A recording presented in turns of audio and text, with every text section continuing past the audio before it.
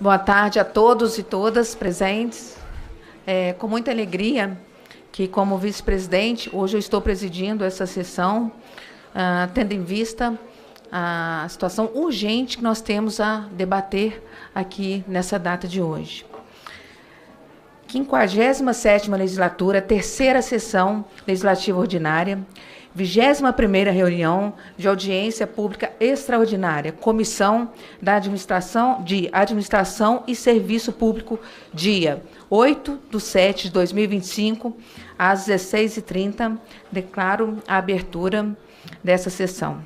Declaro aberta a presente reunião de audiência pública da Comissão de Administração e Serviço Público, convocada com o objetivo de debater o PL 2283 de 2021, que dispõe sobre os procedimentos para avaliação de imóveis destinados a órgãos e entidades públicas federais. Esta audiência pública está sendo realizada em virtude da aprovação do requerimento número 33 de 2025 de minha autoria. Esclarecimento sobre a audiência pública. Passo a ler os procedimentos a serem adotados na condução destes trabalhos. Cada palestrante disporá de até 5 minutos para fazer sua exposição, tendo em vista o grande número de palestrantes. Encerradas as apresentações, será concedida a palavra por 3 minutos aos parlamentares inscritos. Os palestrantes disporão de igual tempo para a resposta. Informo que esta reunião está sendo transmitida ao vivo pela página da comissão ou pelo canal oficial da Câmara dos Deputados no YouTube. Após a audiência, as apresentações serão disponibilizadas na página da comissão. Agora vamos ao registro da participação dos convidados. Faço agora o registro dos convidados que participarão desta audiência pública e que comporão a mesa em 2 blocos na seguinte ordem. Bloco 1. Convido a compor a mesa os expositores. Número 1.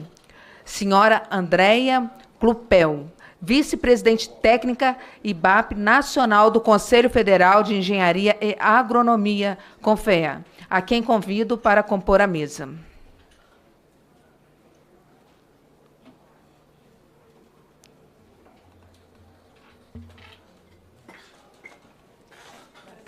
Obrigada. 2. Senhor Aurélio Capua Dallapicula, assessor jurídico da Federação Nacional dos Corretores de Imóveis, FENACE, que participará virtualmente, que irá dividir o seu tempo com a senhora Lucimar Alves Elias. 3. Senhora Lucimar Alves Elias, presidente da Federação Nacional dos Corretores de Imóveis, FENACE, a quem convido para compor a mesa.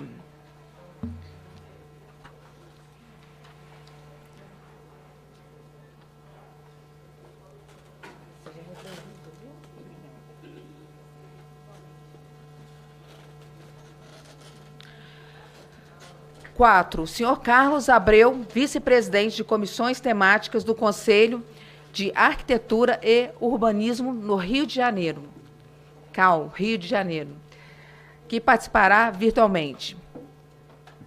Virtualmente está aí? Tá, né? Não. Senhor Tércio Queiroz, engenheiro civil do Conselho Regional de Engenharia e Agronomia do Rio de Janeiro, CREA, Rio de Janeiro, a quem convido para compor a mesa.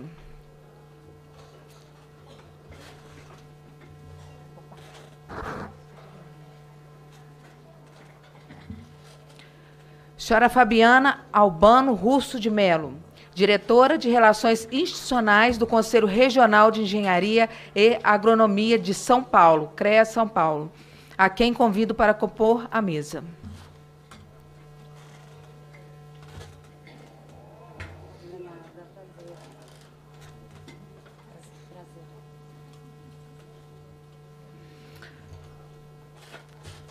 Senhor Frederico Correia Lima Coelho, conselheiro do IBAP, engenheiro civil e eletricista do Conselho Regional de Engenharia e Agronomia de Minas Gerais, CREA Minas Gerais, a quem convido para compor a mesa.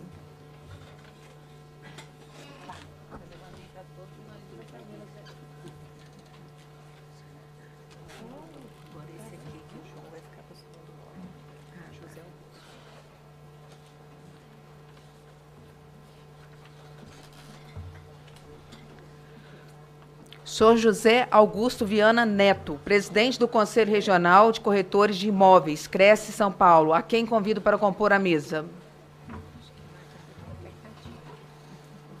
Acho que não vai dar espaço. Ah, não, tem uma ali, ó.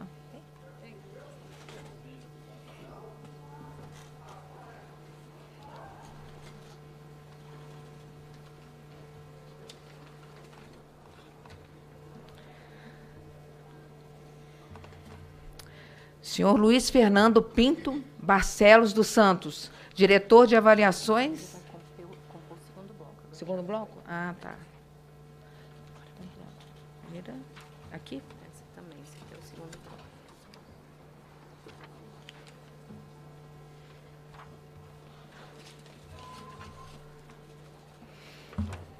Senhoras e senhores, na condição de autora do requerimento, gostaria de tecer algumas considerações que entendo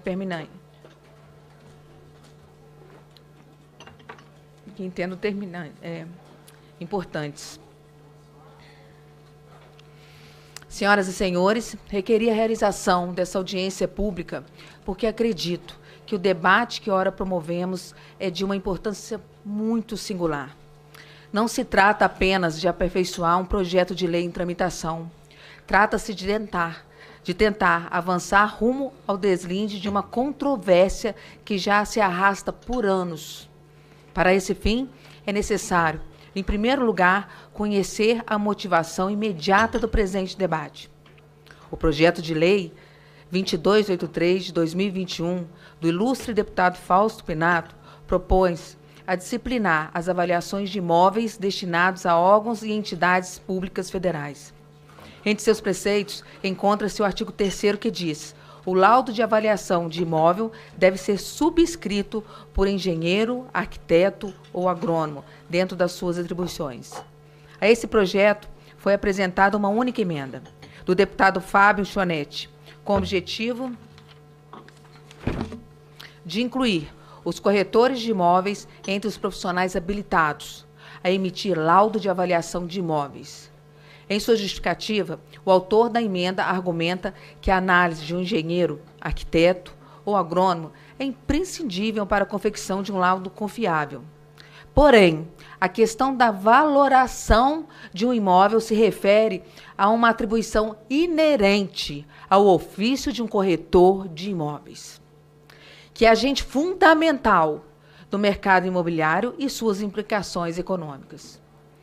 De modo coerente com essa lógica, o deputado Raymond, relator da proposição nessa comissão, apresentou em maio do ano passado uma primeira versão do seu relatório, em que optou por uma solução de compromisso, determinando que o laudo de avaliação deveria ser subscrito por engenheiro, arquiteto ou agrônomo, conjuntamente com o corretor de imóvel. Com isso, ambas as assinaturas seriam necessárias. Em nova versão do relatório, apresentada em dezembro, o relator prefere rejeitar a emenda, buscando apoio na NBR 14653, norma emanada da Associação Brasileira de Normas Técnicas, ABNT, e na legislação regulamentadora de cada ocupação. O relator agora mantém engenheiros, arquitetos e agrônomos como únicos profissionais habilitados a assinar os laudos de avaliação. É para coletar contribuições que nos ajudem a analisar a matéria e guiem a comissão à aprovação do melhor parecer possível que realizamos a presente audiência pública. Entendo que a voz dos corretores de imóveis ainda não foi devidamente escutada por esta comissão.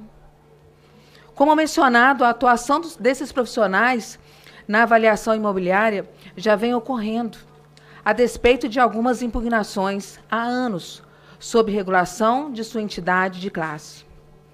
É verdade que a avaliação de imóveis é um procedimento técnico, que exige preparo adequado. E é verdade que, diferentemente dos engenheiros, arquitetos, agrônomos, a ocupação de corretor de imóvel não exige formação superior. Justamente por isso, porém, não é a todo e qualquer corretor que a Confesse reconhece a competência para elaborar o parecer técnico de avaliação metodológica. Apenas aqueles que possuem diploma de curso superior em gestão imobiliária ou equivalente, ou certificado de especialista em avaliação imobiliária, são, aí sim, considerados aptos. O requisito do preparo técnico é assim preenchido. Os convidados a esta audiência certamente poderão acrescentar mais detalhes ao histórico dessa contenda. Ouçamos, então, todos os lados da questão, com muito respeito por todos os profissionais, sempre, sempre em busca da solução que melhor atenda ao povo brasileiro. Muito obrigada.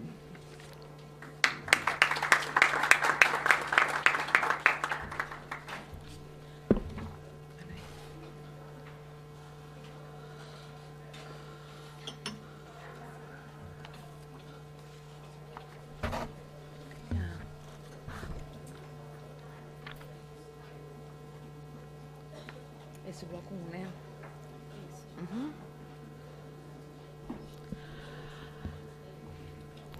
Iniciaremos agora a oportunidade ao uso de palavra neste momento. E nós dividimos em blocos, né, para fazer a exposição. E, portanto, a primeira pessoa a dar a palavra até 5 minutos, e nós pedimos que realmente sejam 5 minutos, em razão da quantidade de pessoas aqui que nós vamos, né, dar a oportunidade de dar a palavra. E se puder ser bastante concisa, dentro de 5 minutos, eu acho que dá para falar bem, né? Mas eu já peço a todos aqui, e já inicio aqui o bloco 1 com a senhora Andréia Clipel, né? Clipel, desculpe. Senhora Andréia Clipel, com a palavra. Pode. Boa tarde a todos. Deputada, delegada Ione, é com muito prazer que estou aqui representando o Confea. E eu começo com a primeira indagação, que é a base desse PL. Quem é o profissional legalmente habilitado para fazer avaliação de imóveis? A Lei Federal 5.194 de 66 diz que os engenheiros e agrônomos estão aptos a elaborar laudos, bem como realizar avaliações. Da mesma forma, a Lei 12.378 de 2010 dá essa atribuição aos arquitetos. A Lei 6.530 de 78, que rege a profissão dos corretores de imóveis, deixa bem claro que o corretor de imóveis tem direito de comercializar e opinar sobre o valor do imóvel. Isso conforme o artigo 22 do inciso 16 da Constituição. O próprio CPC, no artigo 473, diz que o avaliador judicial não pode emitir opinião.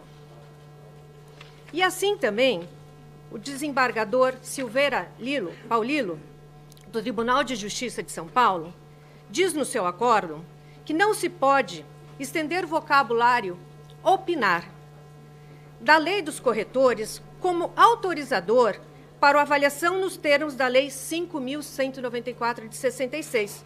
Uma resolução classista não pode ofender uma lei federal. O próprio Banco Central, na sua normativa 427 de 2013, diz que existe um conflito de interesses entre o corretor de imóveis e o avaliador de imóveis, uma vez que os seus honorários está corretamente ligado ao valor da venda. Também, a Lei 14.011 de 2010, que fala sobre alienação de imóveis da União, deixa muito claro que quem deve comercializar os imóveis da União são os corretores de imóveis. Porém, a avaliação deve ser realizada por profissionais legalmente habilitados. Nesse caso, engenheiros, arquitetos e agrônomos.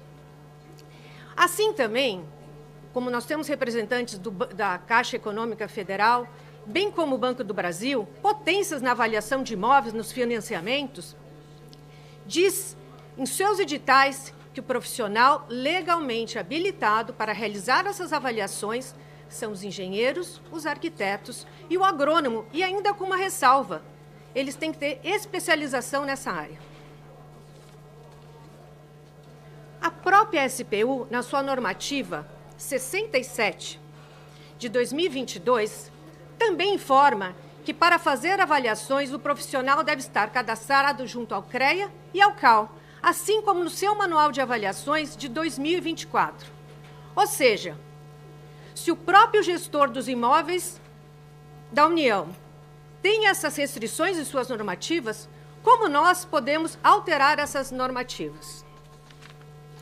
A decisão que essa casa tomará não é uma escolha entre categorias profissionais. É uma escolha fundamental entre o rigor científico e a subjetividade, entre a segurança jurídica e a incerteza, entre a responsabilidade fiscal e o risco de prejuízo ao erário, entre a proteção do patrimônio pertencente a todos os brasileiros e a sua exposição prática sem o devido amparo técnico e legal. Confiamos na sabedoria e no bom senso da responsabilidade de Vossas Excelências para tomar a decisão correta pelo Brasil.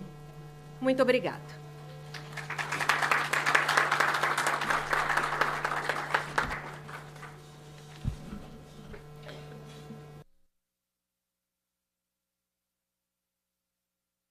Eu peço perdão a quem está aqui presente, é que nós estamos votando, tá, gente? Ao mesmo tempo que nós estou aqui presidindo, a gente está votando, está tendo votação em plenário. Então, eu peço perdão e licença rapidamente, algumas vezes eu vou ter que votar aqui.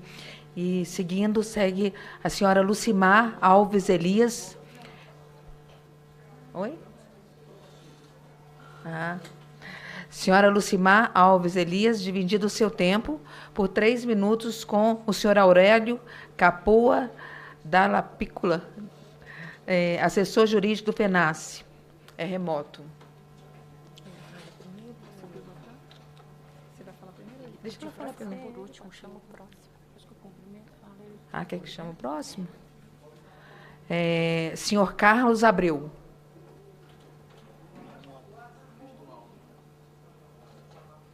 Não? Não está presente? Tá.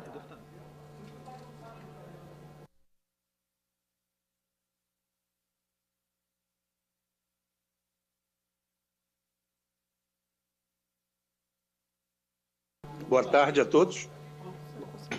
Não é não, né? Não. Senhores, boa tarde.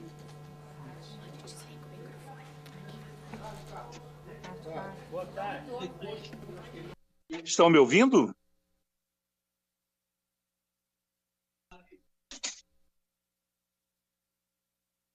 Boa tarde, prezados senhores. Estão me ouvindo? Estamos ouvindo. Sim, agradeço.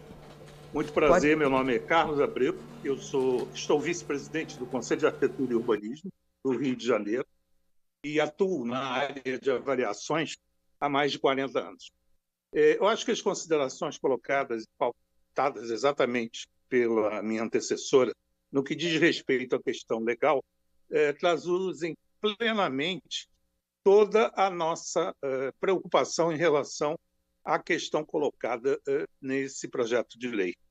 O nosso querido relator, deputado Raymond, eu acho que ele, em seu trabalho apresentado enquanto relatoria final, ele claramente coloca todas as preocupações em que ele buscou se posicionar junto às instituições financeiras, ao SPU, aos conselhos de arquitetura, conselhos de engenharia, enfim, a todas as responsabilidades legais e técnicas as próprias universidades em relação à questão da atuação no que diz respeito à avaliação imobiliária.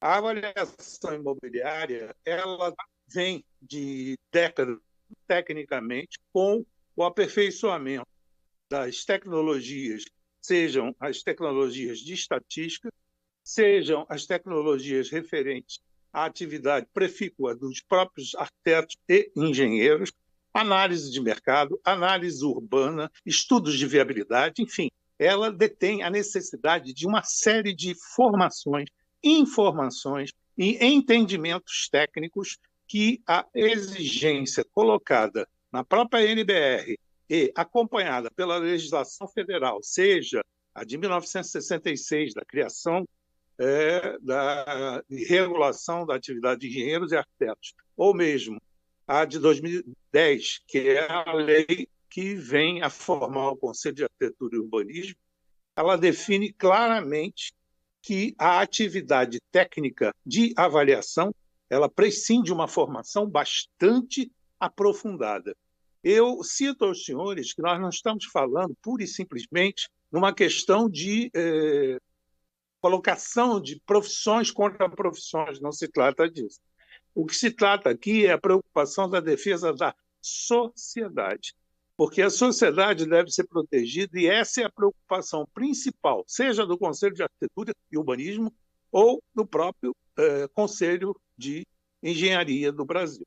Por quê? Porque essa preocupação passa necessariamente para que haja uma proteção do patrimônio público e que todas as operações sejam feitas dentro da melhor técnica possível.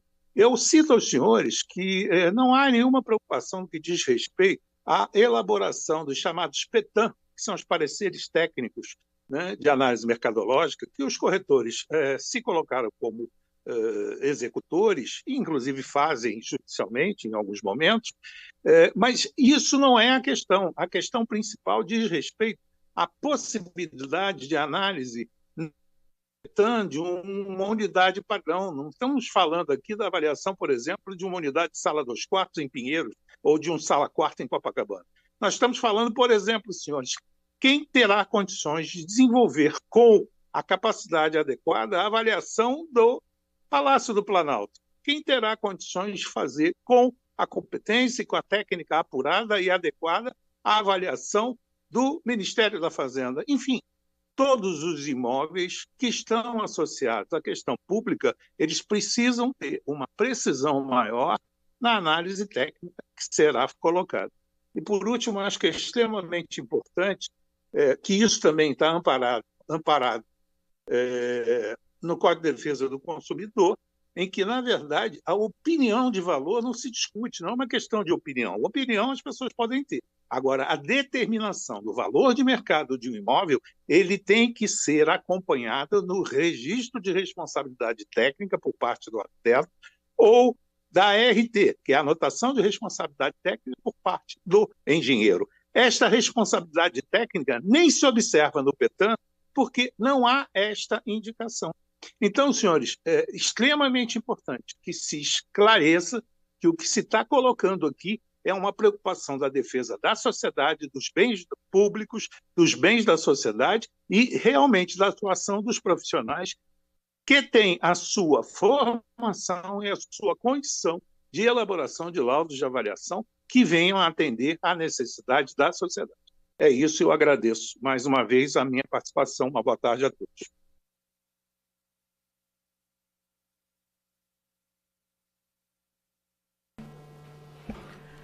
Seguindo aqui, né, a senhora Lucimar Alves Elias vai fazer o seu pronunciamento por 5 minutos. Boa tarde a todos, cumprimento a todos na presença.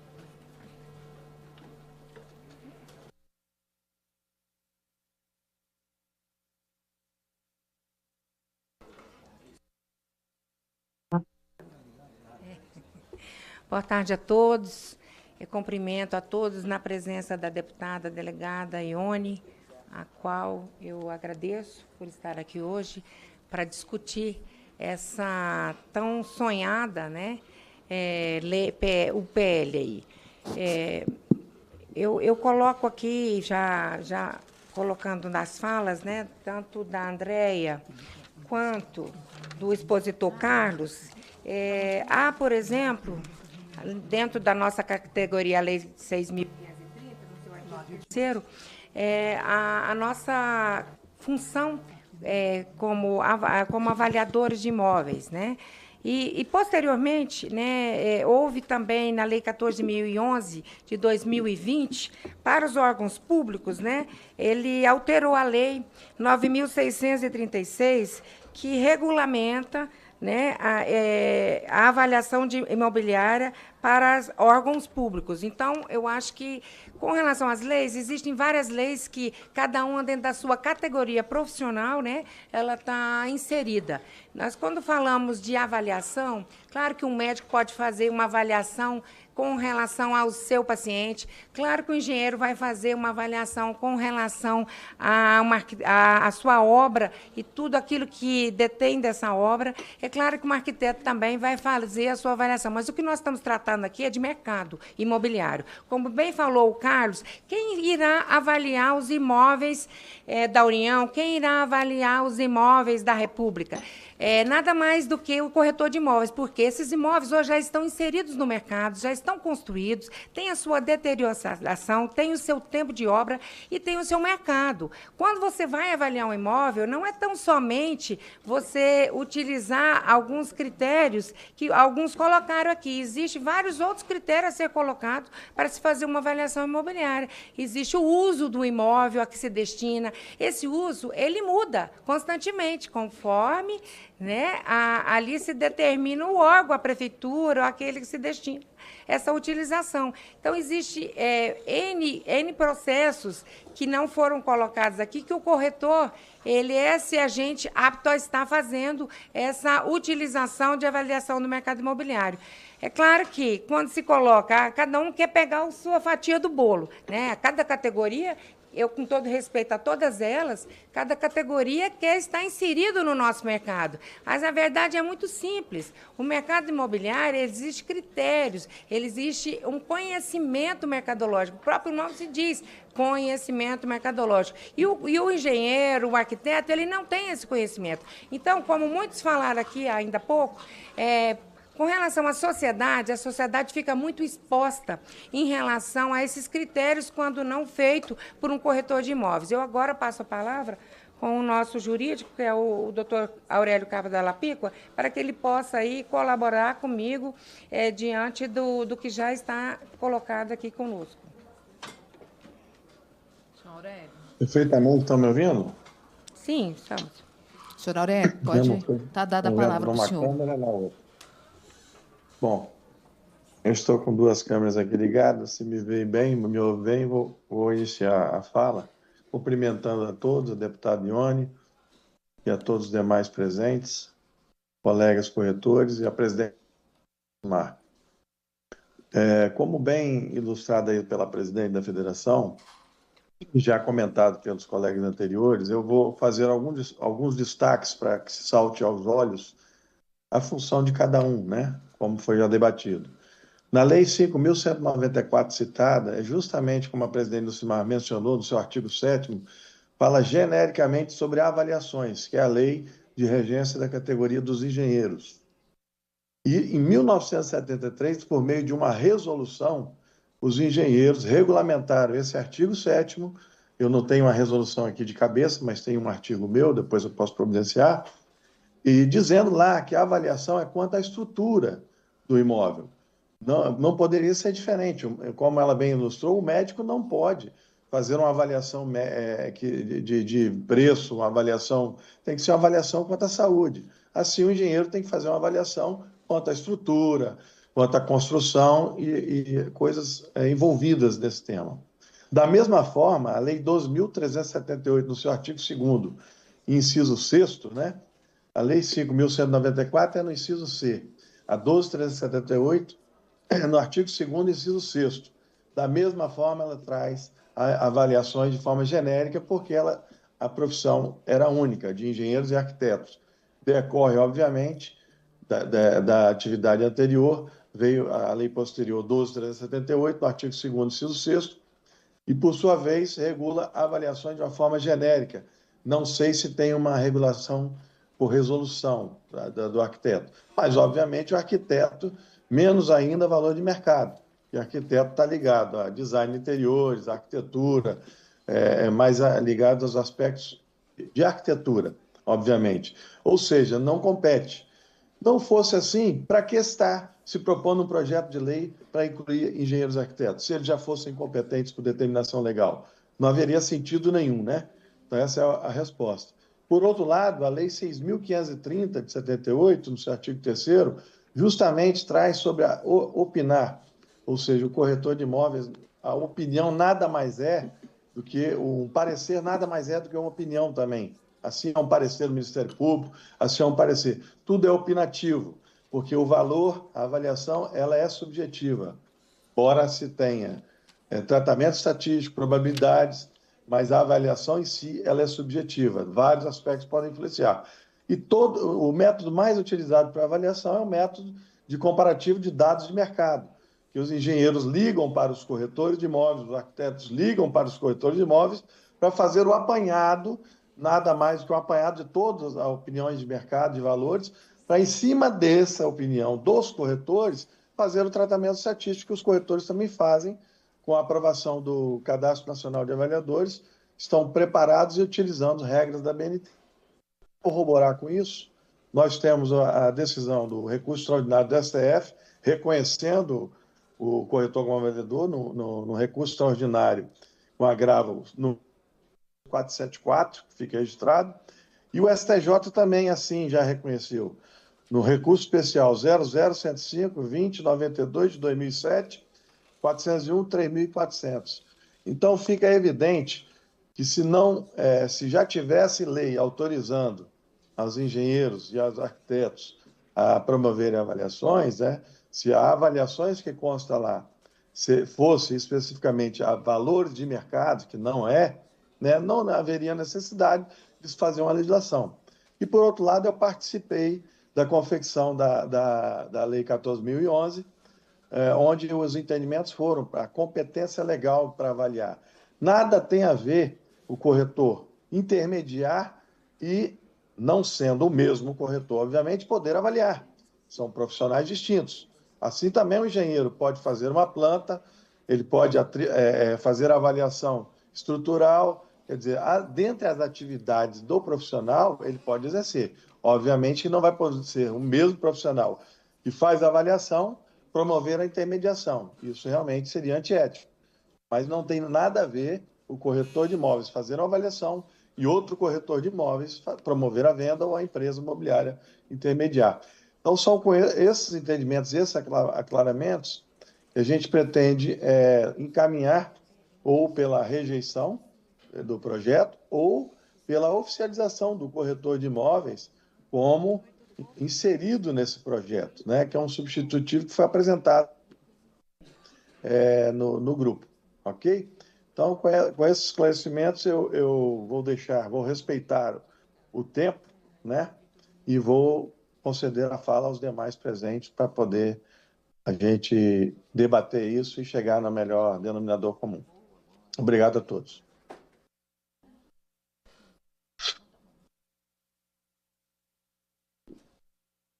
Muito obrigada.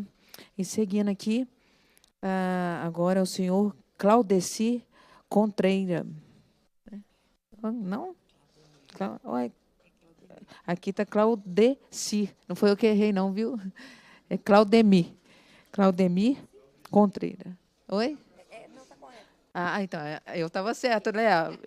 Não é? Me induziram aqui. Vamos repetir, porque é importante o nome, né? Claudeci Contreira. É isso mesmo? Né? Perfeito. Tem a palavra. Pode ser.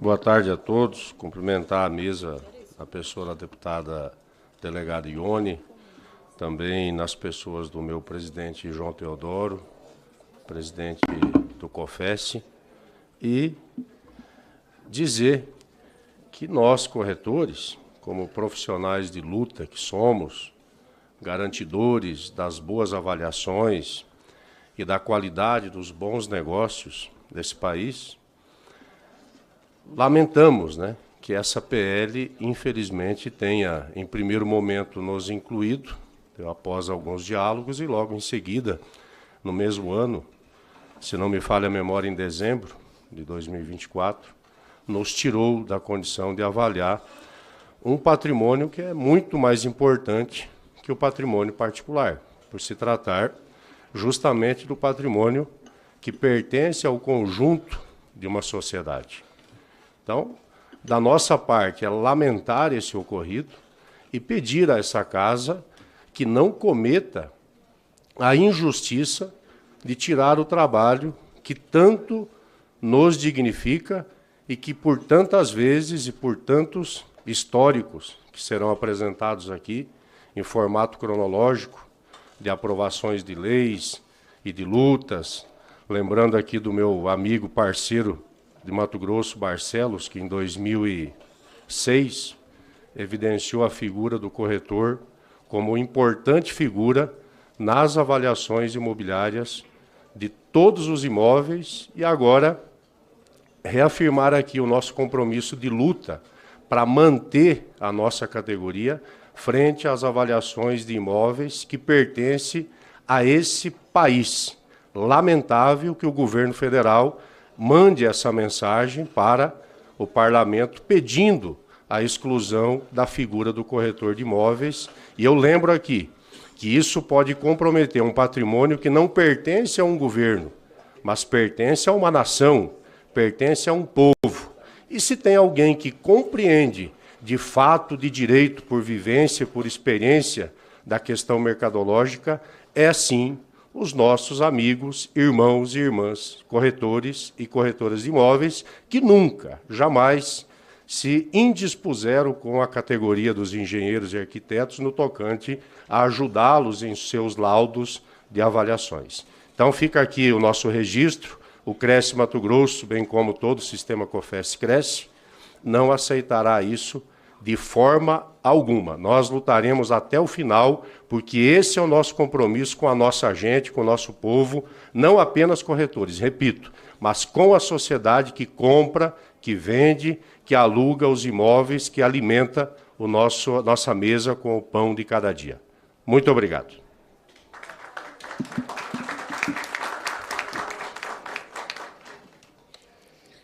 Agora, senhor Técio Queiroz.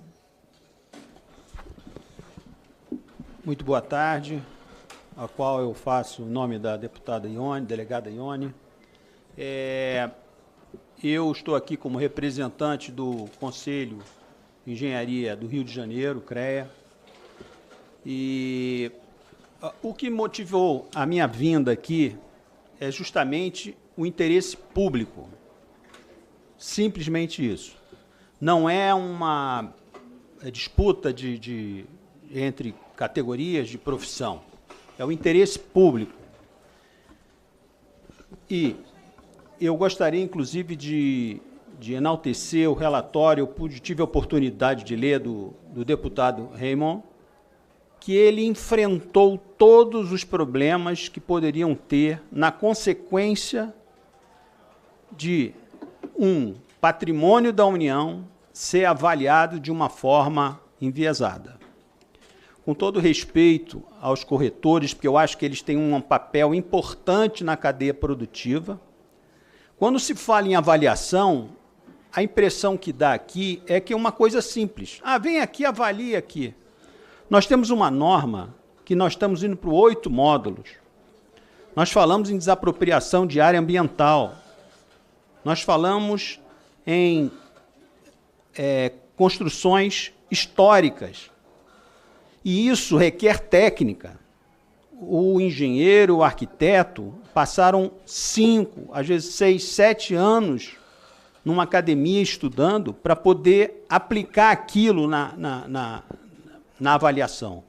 A avaliação, para o homem médio, é algo que você chama ali o corretor, como foi falado aqui. Ah, quanto é que é esse apartamento? Então, ele tem vários apartamentos que ele vendeu na semana, parecidos com aquele ali. Então, ele tem aquela noção subjetiva do mercado. Mas a avaliação, como a gente quer aplicar, não é assim. Eu estou até muito curioso para ouvir o representante da SPU, porque ele tem muito a nos dizer. Eu imagino que lá no trabalho dele, enfrente problemas do dia a dia bem importantes. Eu lembro que foi feito um trabalho de uma avaliação de uma ilha. Ora, não tem paradigma. Como é que você vai avaliar se não tendo um conhecimento técnico, científico, para se chegar àquele valor? Inferência estatística exige estudo, existe aplicação. A ciência da avaliação, ao contrário do subjetivismo, ela é objetiva. Então, não adianta eu chegar aqui e começar a discutir questões de porque a lei pode, a outra diz que naquela vírgula. Eu acho que o que está em jogo aqui é o patrimônio público. Então, uma avaliação errada num patrimônio público é risco para a sociedade. Eu não tenho dúvida disso, eu acho que nenhum de vocês tem. E para que se faça esse trabalho, você tem que aplicar a técnica científica correta. Não é subjetivismo. E é isso que a gente precisa colocar nessa casa. O que é, na verdade, a diferença de uma avaliação subjetiva de uma avaliação técnica científica? Ainda mais lidando com patrimônio público. Nós estamos aqui na casa, no Congresso, que trata das matérias de interesse comum. Interesse público, primazia do interesse público. E é nisso que eu venho dizendo.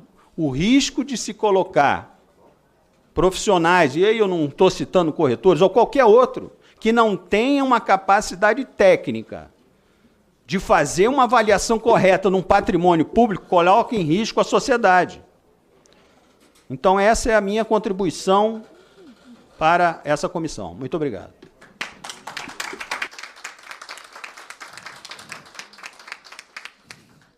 Muito obrigada, senhor Tércio. Agora seguimos para a senhora Fabiana Albano Russo de Melo. Boa tarde, senhores. Muito obrigada pela oportunidade, delegada Ione, deputada. Com muito prazer que eu recebi essa incumbência de falar sobre esse assunto em nome do CREA São Paulo, em nome da minha presidente Lígia Mackey, sobre uma área que eu atuo há mais de 20 anos, né, que é a avaliação de bens. Essa oportunidade que nós estamos tendo aqui, ela tira uma sombra desse assunto. Na verdade, a gente fala de avaliação, parece que é por preço. Avaliar não é por preço. Avaliar, fazer um laudo de avaliação, depende de objetivo e finalidade daquela avaliação. A gente não está falando de preço, a gente está falando de valor.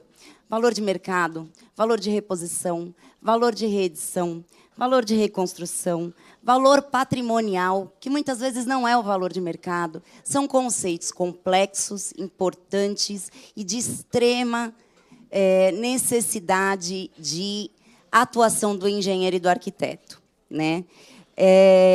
De acordo com o tipo de objetivo e finalidade, a gente tem um valor. O avaliador, que eles falam, como corretor de imóvel, eu tenho muito respeito por vocês. Porque quando eu ponho o meu imóvel para vender, eu não vou fazer um laudo de avaliação. Eu vou chamar os senhores para ir no meu apartamento, na minha casa, e vou solicitar uma opinião, e vou solicitar os senhores que coloquem essa oferta no mercado. Se passar alguns meses dentro da minha expectativa e aquilo não for atendido, eu vou chamar os senhores e falar, vamos baixar esse valor? Vamos tentar ver se tem uma oferta dentro de um valor mais baixo. E nós calibramos isso de acordo com a minha expectativa e com o mercado vigente. O laudo de avaliação não é isso. O laudo de avaliação é um valor que não tem subjetividade e que é para a data da avaliação. É munido de metodologia científica matemática, que traz toda uma questão de rastreabilidade, ele tem auditabilidade, ou seja, se você pegar um laudo de um engenheiro avaliador e entregar para outro engenheiro avaliador, em outro estado, independente de onde seja esse imóvel, existe como verificar se aquele laudo está correto, se ele seguiu a metodologia, a norma e os preceitos técnicos corretos, o que não ocorre numa opinião. E eu não desqualifico a opinião. É questão de objetivo e finalidade. São produtos diferentes. O laudo de avaliação que o arquiteto, o engenheiro e o agrônomo produzem, ele é rastreável, auditável, ele serve como base de operações que necessitam desse tipo de rastreabilidade. Quando eu coloco o meu apartamento à venda, eu calibro com os senhores a minha expectativa.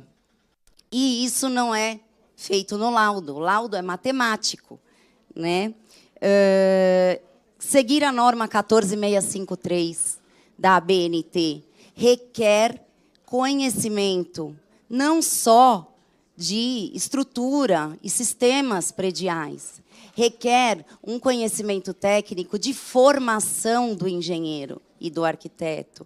Nós somos formados com a lógica e a resolução de problemas. Nós estamos habituados a realizar essas inferências estatísticas, essas comparações, esses fatores que nós levamos em consideração. E não somente no mercado específico que atuamos, em qualquer lugar. Isso nos traz, dentro da 14653, uma segurança jurídica, que é essencial nas transações de patrimônios públicos, principalmente nos patrimônios públicos, onde a gente está defendendo o poder do contribuinte, do eleitor dos senhores, né? Então, a 14653 não é uma norma de fácil aplicação. Ela requer uma formação lógica e ela já está em vigência. A corretagem, ela causa uma suspeição. Como você vai avaliar uma coisa que você vai ganhar um percentual do valor? Né? Existe uma suspeição, não querendo aqui julgar um ou outro corretor, longe disso, não estou fazendo julgamento, mas existe a suspeição. Por outro lado, os bancos usam a avaliação de engenheiros e arquitetos. Eles são os grandes interessados nas garantias do capital. Será que eles estão errados? Né? Será que os bancos, que são os protetores do capital, estão agindo de maneira errada, exigindo os engenheiros e os arquitetos e os agrônomos? Essa matéria é tão complexa que nem só os engenheiros podem fazer tudo. O engenheiro civil faz urbano, o imóvel rural é do agrônomo. Então, senhores, não é por preço, existem diversos tipos de valor de acordo com a finalidade e o objetivo da avaliação. Somos 1.300.000 profissionais registrados no sistema Confea-CREA. E mais o que estamos aqui falando sobre os arquitetos. Eu queria aqui enaltecer o relator, que fez uma busca profunda, tanto que mudou seu parecer, porque ele foi em busca da verdade dos fatos. Muito obrigada, era o que eu tinha a contribuir. Estou sempre à disposição, inclusive, após isso, se houver alguma dúvida que quiser debater, estou à disposição. E bom senso a todos. Muito obrigada.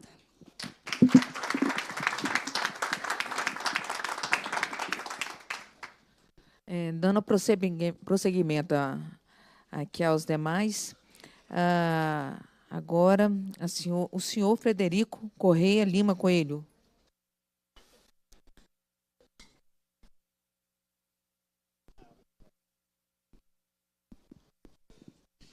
Muito obrigado. Deputada, posso ficar em pé? Muito obrigado. Primeiro, gostaria de agradecer o convite, deputada. Para nós é uma satisfação muito grande estar aqui e poder falar um pouquinho desse assunto que nos é tão caro, que é a avaliação de bens, que congrega também a avaliação de imóveis. Eu aqui estou representando o CREA Minas Gerais, Conselho Regional de Engenharia e Agronomia, que também congrega os geocientistas. Somos hoje 300.000 profissionais no estado de Minas Gerais, na qual a senhora veio. E, para mim, eu acho que é importante contribuir aqui com como fazer a avaliação propriamente dita, que isso eu acho que vai esclarecer muito do que a gente quer analisar aqui, né? Primeira coisa, a avaliação de imóveis é uma parte de um todo muito maior. A gente fala de avaliação de bens. Então, nós temos avaliação de imóveis urbanos, de imóveis rurais, de empreendimentos, que agrega de base imobiliária, por exemplo, um hotel, né, de base industrial, um laticínio, que temos muito lá em Minas Gerais, né, fazer um queijinho com um docinho.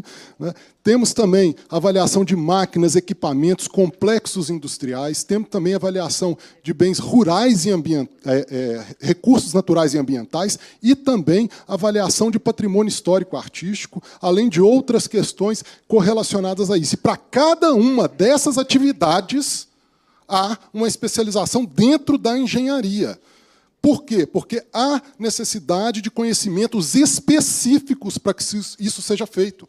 Então, como disse a nossa colega Fabiana, o engenheiro civil, o arquiteto, ele vai avaliar um imóvel urbano. O engenheiro mecânico vai avaliar máquinas e equipamentos. Pode ser um eletricista também, dependendo da máquina e equipamento, ele vai avaliar. O imóvel rural, agrônomo, agrícola, ou engenheiro agrônomo, engenheiro agrícola, ou engenheiro florestal, dependendo do caso. Né? Então, nós definimos diversos valores e custos. Tá? Um deles, logicamente, e o que é muito requisitado, é o valor de mercado. O valor de mercado, o engenheiro faz com toda tranquilidade. Ele tem ferramentas para isso. E não é qualquer ferramenta, é da econometria. Então, um dos assuntos, uma das informações, dos conhecimentos necessários é a econometria, que vem junto com a regressão linear e outros tipos de tratamento de dados. E além disso, verifica-se que, com a tecnologia cada dia se diferenciando mais, há a necessidade desse profissional saber ainda outras, estudar de forma constante para poder se aprimorar e para poder apresentar e calcular tudo com esse conhecimento específico. Então, o profissional ele vai fazer a comparação, vamos falar só do imóvel, então. O profissional vai fazer a comparação entre imóveis. Primeira coisa, todos esses profissionais que eu citei, eles têm que entender o quê? Do objeto. Qual é o objeto? Como é que eu vou comparar uma coisa com a outra se eu não conheço aquela coisa?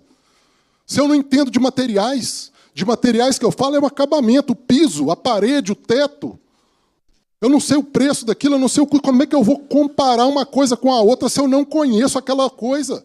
Eu preciso conhecer os materiais. Eu preciso Os imóveis, muitas vezes, têm questões ambientais relacionadas a eles. Isso é comum na avaliação de imóveis para os bancos, que está o representante da Caixa Econômica Federal aqui, isso é mais do que comum. Nós temos até um documento específico para relatar essas questões nos imóveis, mesmo que seja um apartamento. Então, não é algo simples, não é algo corriqueiro. Nós temos diversas metodologias e não é possível, antes de começar a avaliação, saber qual metodologia vai ser utilizada. Isso não é possível. Você tem que começar a analisar aquele mercado para conseguir definir qual a metodologia. Não é só o comparativo direto de mercado, isso não existe. Os imóveis da União, eles são completamente atípicos, a grande maioria deles. Não dá para fazer pelo comparativo. Tem que usar outras metodologias. Então, rapidamente, nós temos método comparativo direto de dados de mercado, evolutivo, quantificação de custo, comparativo direto de custo, renda, involutivo, entre outros métodos específicos, dependendo do tipo de imóvel, do tipo de bem. Então, acho que é muito difícil. E aí,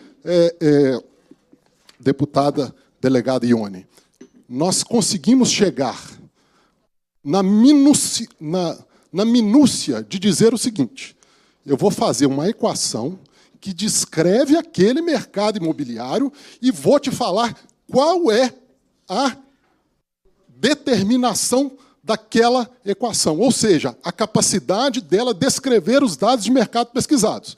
Outra questão, o engenheiro vai ligar para o corretor aqui para perguntar para ele os dados, né?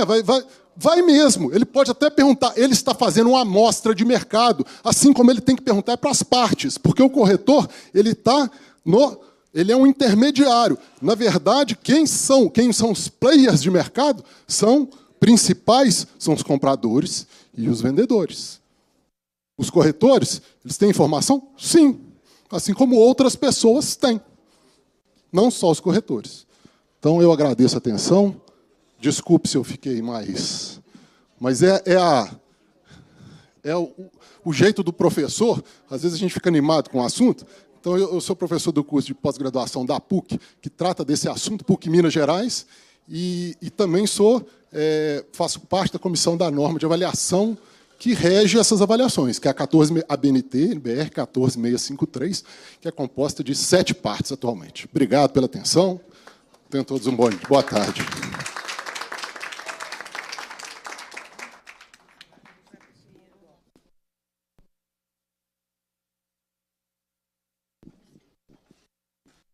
Agora nós vamos iniciar o segundo bloco.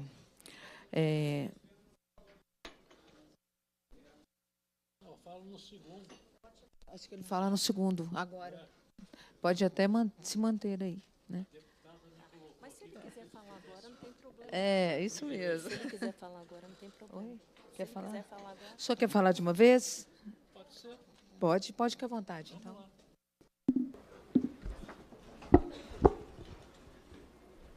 Bem, deputada Ione, é um prazer, delegada Ione, um prazer muito grande estar aqui falando nessa audiência pública. Eu quero dizer o seguinte, eu acho que o menos habilitado para falar aqui sou eu, então me desculpe alguma escorregada, porque eu não estou muito habituado a falar em público, tenho um vocabulário muito pobre e... mas é. Para a gente esperar o menos, para mim o máximo depois, né? Depois de tudo vem idade avançada. Mas eu quero dizer o seguinte, eu sou presidente do Conselho Regional de Corretores de Imóveis de São Paulo, vice-presidente do COFES, e nós criamos um grupo de avaliadores corretores de imóveis em 2003, no CRES São Paulo, fazem 22 anos. E esse grupo vem se desenvolvendo, o COFES criou a resolução do Cadastro Nacional de Avaliadores Imobiliários, exigiu um curso para que as pessoas tivessem o diploma, fizemos um curso, modéstia à parte, o curso de avaliação imobiliária do CRES São Paulo é, sem dúvida nenhuma, o melhor curso de avaliação que tem no Brasil.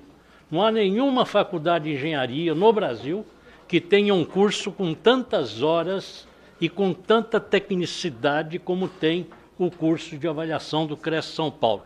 Então, nós formamos avaliadores competentes, avaliadores que têm capacidade de exercer o trabalho. E daí, deputada, nós tivemos uma ideia de colaborar com o poder público, criando um grupo de avaliadores que estão inscritos no Cadastro Nacional de Avaliadores Imobiliários para fazer avaliação de imóveis de interesse público pro bono, de graça, apenas para receber um certificado daquele órgão público para que ele possa compor o seu portfólio e, com isso, mostrar para os seus clientes particulares a experiência que tem e, com isso, conseguir fazer a captação do cliente. Me diziam, Viana, nenhum corretor vai topar fazer avaliação de graça. Para a senhora ter ideia, nós temos 1.800 corretores de imóveis inscritos neste grupo de corretores avaliadores, e eles escrevem para mim, bravo, esse CRES aí é uma panelinha, já faz 6 meses que não manda nenhum imóvel para eu avaliar. Eles querem avaliar. E de graça, de graça. E nós fizemos convênio, então, e aqui é que é importante isso, deputada. Nós temos convênio com o Ministério Público do Estado de São Paulo, Ministério Público Federal, Polícia Federal, Governo de São Paulo, Prefeitura de São Paulo, Tribunal de Contas do Estado de São Paulo, Tribunal de Contas do Município de São Paulo, Assembleia Legislativa, Tribunal Regional do Trabalho de 2ª Região e mais de 200 prefeituras no Estado de São Paulo, que nós fazemos avaliação gratuitamente, sem que custe 1 centavo para o poder público. E aí é que está a bronca, é fazer de graça. O negócio é grana. é grana. O selo digital que o COFES tem para o corretor inserir no documento dele, que é equivalente à notação de responsabilidade técnica, é de graça. O COFES não cobra um centavo. Não tem a RT, essa milionária RT, né, do CAL e do CREA. É impressionante, é uma fortuna. E cada imóvel que um corretor avalia é uma RT a menos para um dos dois. E aí não há tatu que aguente, todo mundo quer ficar bravo. Né? E o IBAP idem, porque é um sócio do IBAP a menos que está pegando um serviço. E aí, deputada, só para a senhora ter ideia da qualidade da avaliação, quando o Bruno Covas era prefeito de São Paulo, ele resolveu vender o IMB. Aí os engenheiros da prefeitura avaliaram o IMB. Sabe qual foi o valor que eles deram no IMB? 900 milhões de reais. Aí o Tribunal de Contas do município que fez, mandou um ofício para o Cresce e falou, Cresce, faz a avaliação. Sabe a nossa avaliação? 1 bilhão e 400 milhões de reais. E o Tribunal de Contas do município suspendeu o negócio, porque era 500 milhões de reais de prejuízo para a cidade de São Paulo por conta do trabalho feito pelos engenheiros da Prefeitura de São Paulo. Então, se querem desclassificar os corretores da capacidade de avaliação, tem que pelo menos fazer uma avaliação correta. Tem que se desprender. O CAL e o CREA tem que acabar com esse negócio de responsabilidade técnica, ou pelo menos cobrar por ela. Porque para que cobrar por um documento só para registrar que fez o serviço? Essa fortuna que entra para eles aí, eu não sei como é que nenhum deputado não resolveu ainda dar uma olhada nisso, como é que funciona. Não é? Lá no COFES é de graça e não tem problema nenhum. Deputada, desculpe, mas era só isso. Obrigado, viu? Ah, eu trouxe uns memoriais para deixar com a senhora. Depois tem mais alguns que eu vou distribuir para os membros da comissão. Obrigado, viu? Perfeito. Boa explanação. Vamos seguir aqui. Agora nós vamos mudar o bloco, será outro bloco, né? E vou pedir licença aos componentes da mesa, tá? De forma que os demais possam vir para o segundo bloco. Peço que aguardem. Obrigada pelo espaço. Obrigado, viu? Sabe que o aeroporto de Betim é o único aeroporto do mundo que tem uns trem que voa? Nós vamos conversar mais. Tá bom.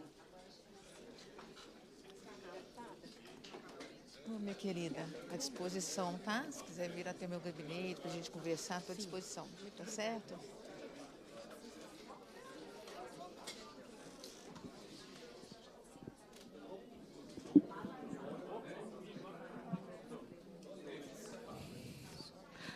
Os demais puderem aqui ocupar a fileira aqui para que possamos dar prosseguimento.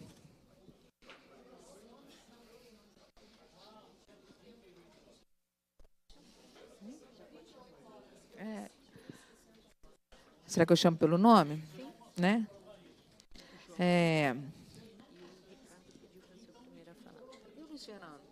A sua conclusão já é a resposta. Senhor João Teodoro da Silva. Onde que ele está? Conselheira Tayane, está ali? Sim, que já tiveram direito à primeira fala. O conselheiro Tom ainda não se manifestou com a palavra. Obrigado, presidente. Por favor, uma salva de palmas para o senhor João Teodoro da Silva. Está vindo aqui hoje para explanar um tema tão importante, né? Pode. Seguindo, o senhor Luiz Fernando Pinto Barcelos dos Santos. Salva de palmas. Tem 2 e 6. Ah, é? Ah, meu Deus, então vou mandar mudar aqui, ué. Acho que está errado o nome de um. Senhora Patrícia Figueiredo Sarques Erden. Não sei se eu falei certo. Falei certo?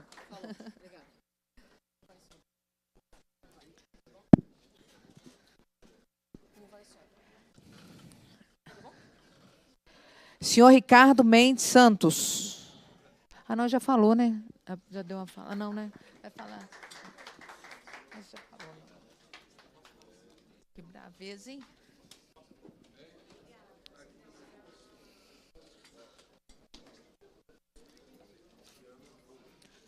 Senhor José Gustavo Barbosa Vilaça.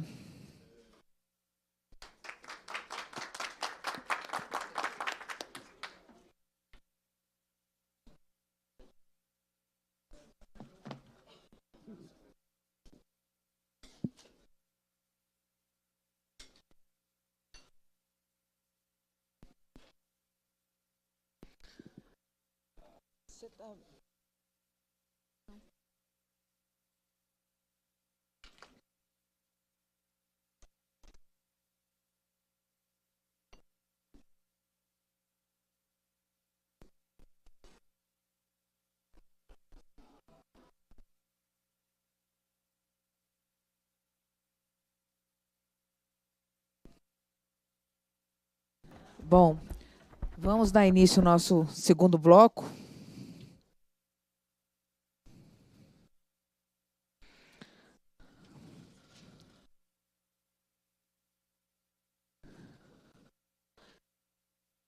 Você está fazendo aí? Segundo bloco. Só um momentinho.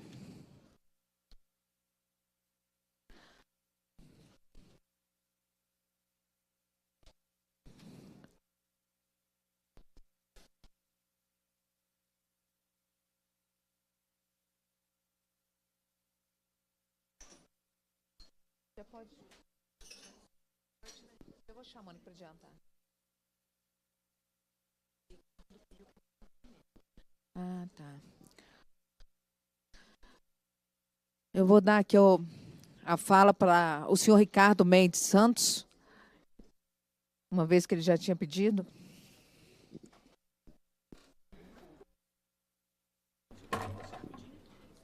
Boa tarde. Boa tarde. Não está funcionando aqui.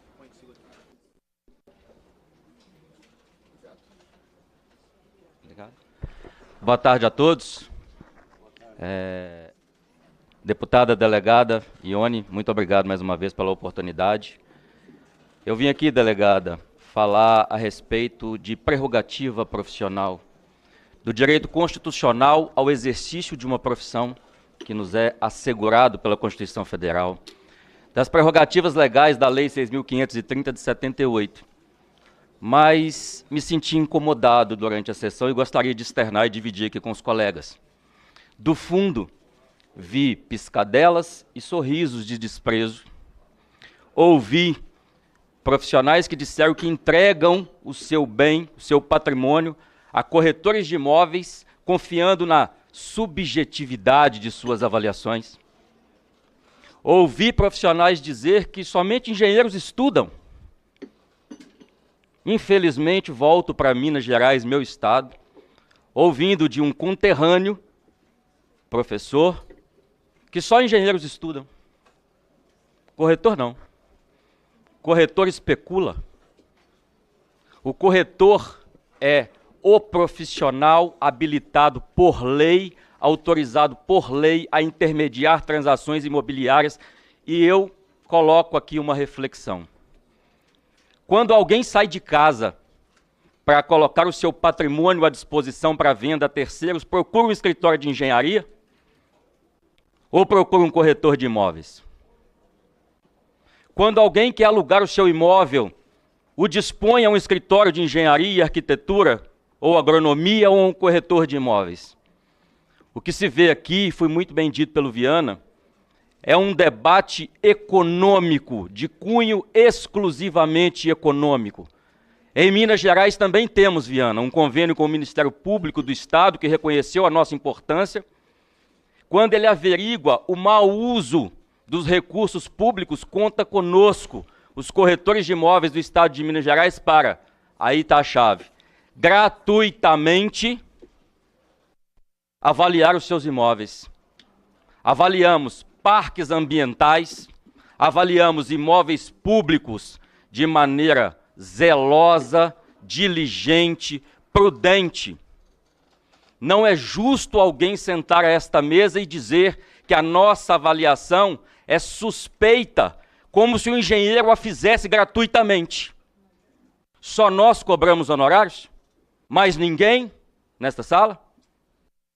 Eu falo aqui, deputada delegada Ione, e pode parecer uma voz uníssona, uma voz singular, mas falo em nome de 60 mil corretores de imóveis do meu estado de Minas Gerais e dos mais de 600 mil corretores, com a licença do meu presidente João Teodoro, do Brasil.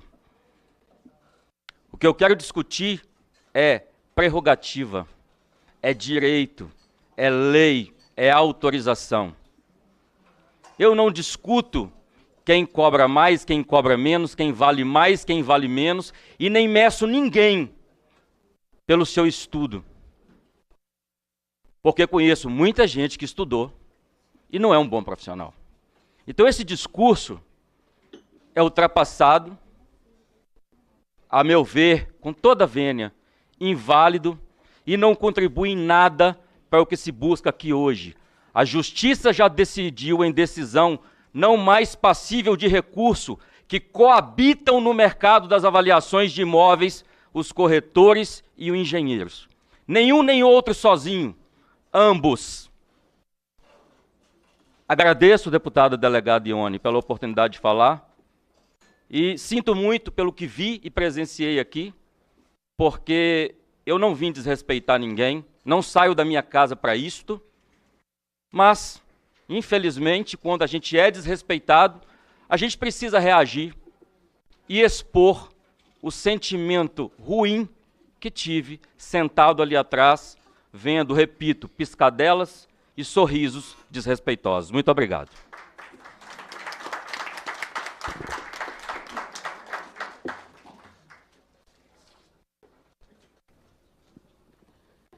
Dando prosseguimento, senhor Luiz Fernando Pinto Barcelos.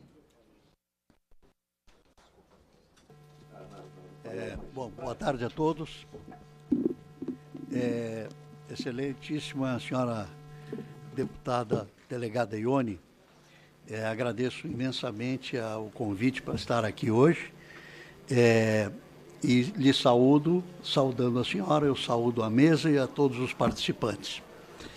Bom, eu sou vice-presidente de avaliações imobiliárias do COFES, sou corretor de imóveis, sou engenheiro civil desde 1970, dezembro de 70, pela Federal do Rio Grande do Sul, sou sócio fundador do IBAP de Mato Grosso, que se chamava IMA, Instituto Mato Grossense de Avaliações, e foi convertido em IBAP, e labuto na área de avaliações há mais de 50 anos.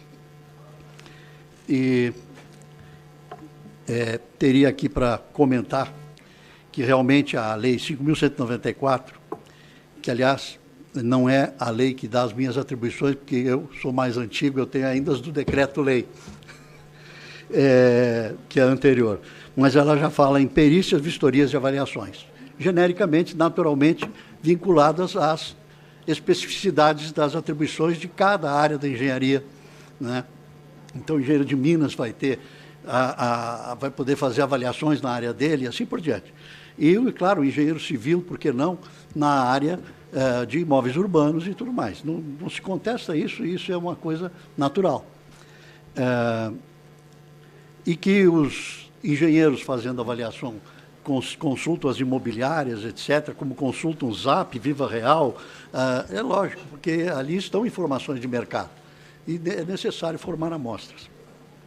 Mas o colega Abreu, quando falou, ele mencionou uma avaliação de 2 quartos em Pinheiros, em São Paulo, uma avaliação de 2 quartos em Copacabana, no Rio de Janeiro. São coisas simples. O problema é quando, como falou o colega Queiroz, quando é uma avaliação única, uma avaliação de uma ilha, por exemplo, quando o imóvel é único, aí surge o problema. Como fazer a comparação se não tem paradigma, né? Então, eu vou citar um exemplo para vocês. A Brasil Telecom, em 2001, tinha a autorização da Anatel para vender imóveis que tivessem ociosos, mas tinha que fazer uma avaliação prévia para depois ofertar o imóvel no mercado. Ela contratou uma empresa de engenharia, avaliou os imóveis e não houve propostas. Ela anunciou, fez publicidade, não houve propostas. E eu tinha um contrato, 2 outros contratos com a Brasil Telecom na época, na área imobiliária, e o diretor de patrimônio me disse: como é que fica, por que nós não estamos tendo? Eu digo: deixa eu dar uma olhada nisso. Eu fui olhar as avaliações, eles tinham feito tudo com o método, uma conjugação de métodos, usando o método comparativo direto de dados de mercado para os terrenos. E o custo de reprodução ou reedição para os prédios. Ora, prédios que eram de centrais telefônicas, prédios muito exclusivos, prédios que não teriam um tipo de reaproveitamento, e isso foi somado, claro que com depreciação, etc., foi somado ao valor do terreno para dar o valor do imóvel. Então, os valores estavam simplesmente bem acima do valor de mercado, né? Por isso não vendiam.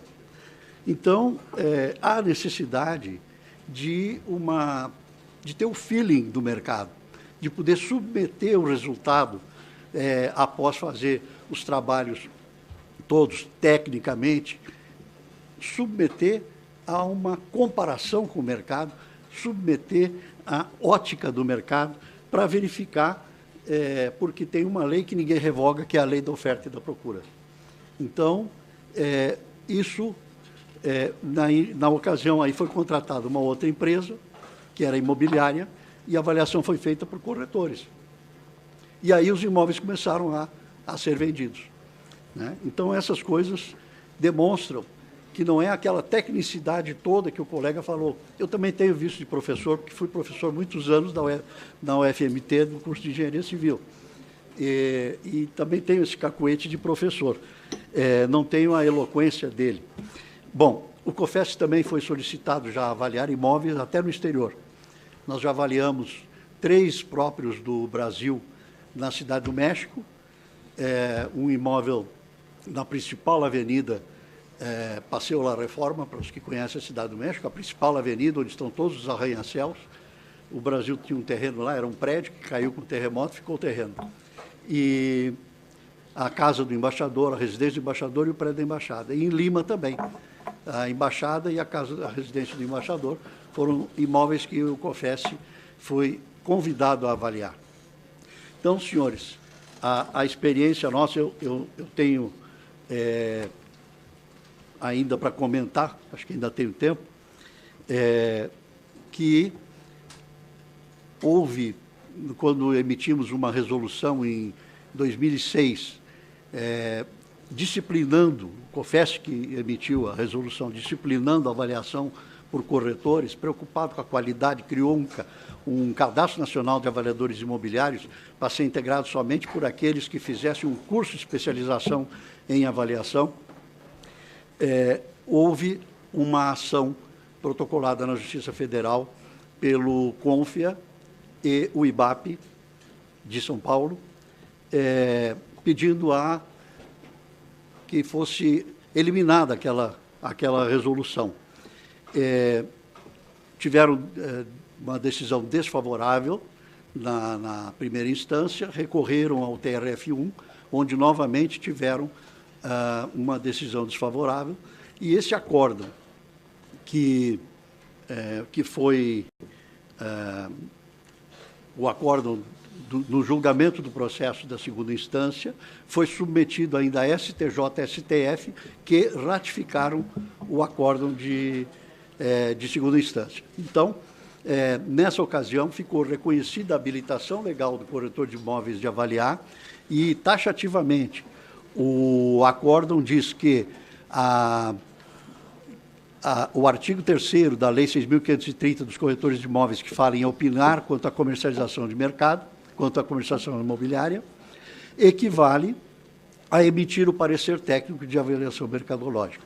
Consequentemente, nós entendemos que qualquer exclusão dos corretores estaria ferindo a coisa julgada e consequentemente, seria uma uma lei inconstitucional. Agradeço muito pelo tempo que me foi dispensado.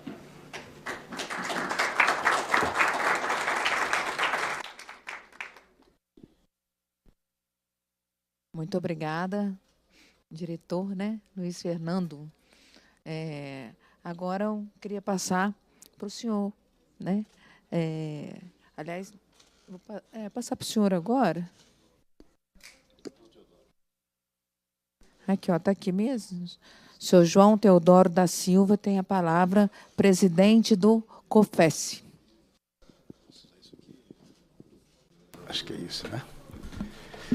Boa tarde a todos. Eu quero, inicialmente, deputada delegada Ione, agradecer a Vossa Excelência pelo convite do Conselho Federal de Corretores de Imóveis para estarmos aqui e agradecer a Deus pela oportunidade. É uma oportunidade rara de falar aos meus colegas aqui de um plenário tão ilustre na Câmara dos Deputados.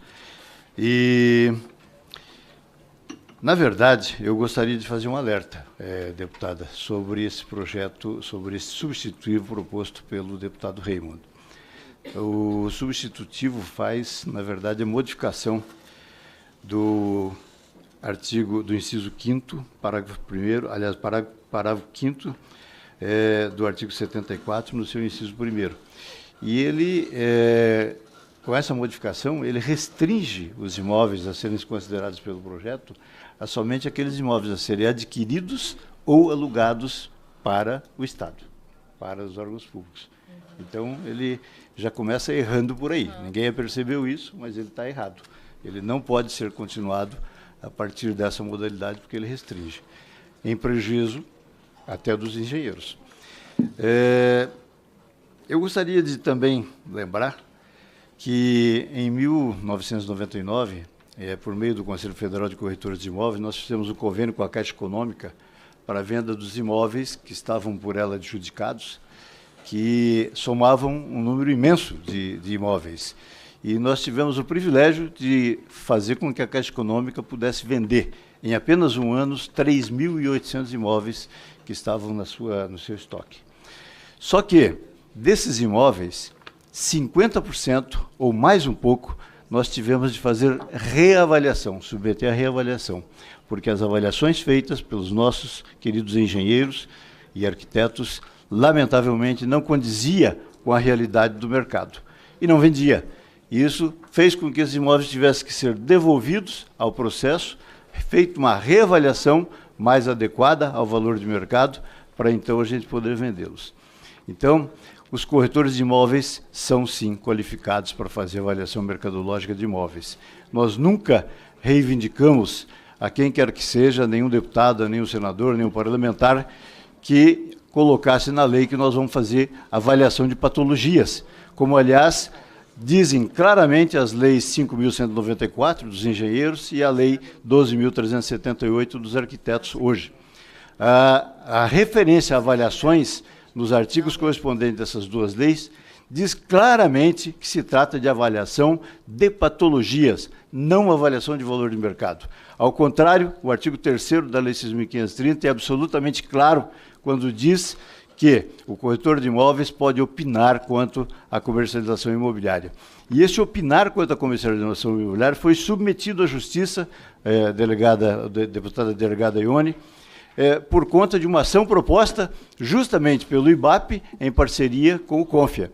E nós conseguimos ganhar a ação no primeiro grau, eles recorreram ao segundo grau, eu tenho aqui até os números das ações, aqui, dos devidos recursos, vencemos também em segundo grau, recorreram ao terceiro grau, ao STJ, ganhamos também no STJ e eles ainda entraram com agravo no STF. E o STF confirmou mais uma vez. Então foram quatro instâncias judiciais em que nós vencemos e que diz claramente que o corretor de imóveis tem sim competência legal para fazer avaliação de imóveis.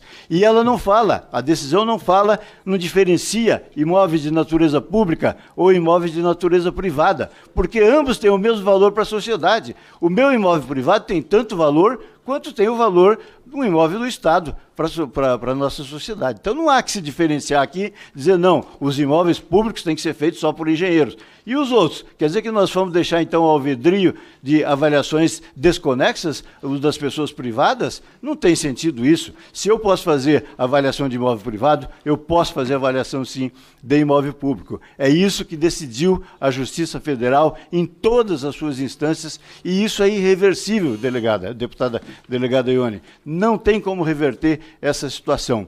A própria Constituição Federal, no seu artigo 5º,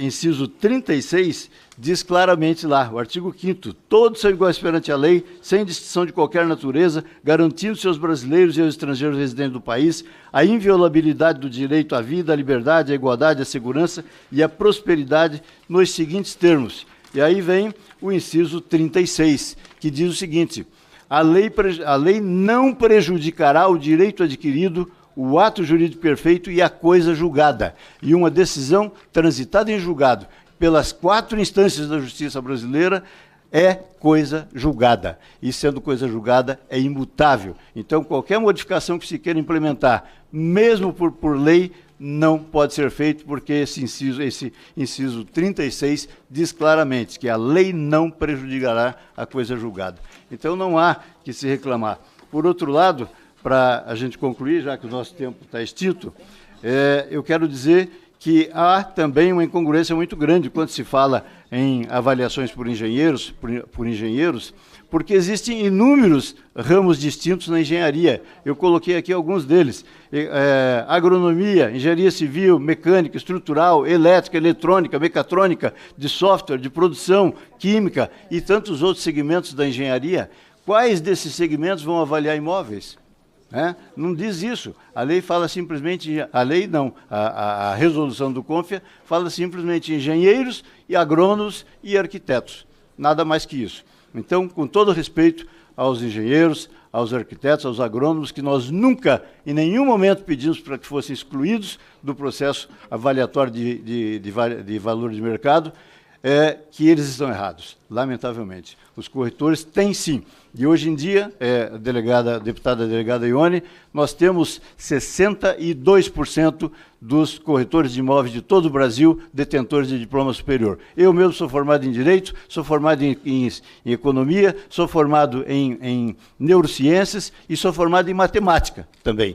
Então, eu tenho competência, sim, para fazer avaliação e, com muito orgulho, eu trabalho como corretor de imóveis durante toda a minha vida. Era isso, muito obrigado.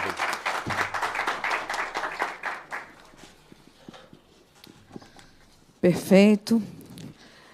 Agora vamos à nossa... está dando graça aqui, oi você, né? Na feminina aqui. Senhora Patrícia Figueiredo Sarquis Erden, se eu não estiver equivocada. Está certinho? Certo. Fica à vontade. Boa tarde, senhores. Queria agradecer à deputada delegada Ione, que inclusive está aqui comigo afeminando essa mesa, né, que somos 2 mulheres aqui no meio de vários colegas. Eu queria primeiro me referir aqui ao colega Ricardo, que eu acho que todos nós aqui nessa casa somos profissionais. Então, respeito aos profissionais que somos, cada um nas competências de suas profissões. E é justamente isso que estamos debatendo aqui hoje, as competências profissionais. E aí eu vou voltar, com todo respeito, doutor Luiz Fernando, que muito tenho pelo senhor, que é engenheiro, doutor Luiz Fernando, falar, sim, da gênesis, da criação da lei, pois somos especialistas, senão seríamos todos generalistas. E nós falamos, quando falamos da lei, com muito orgulho, 12.378, de 31 de dezembro de 2010, uma lei jovem, que ainda assim ela fala de forma nada genérica e muito clara: vistoria, perícia, avaliação, monitoramento, laudo, parecer técnico, auditoria e arbitragem.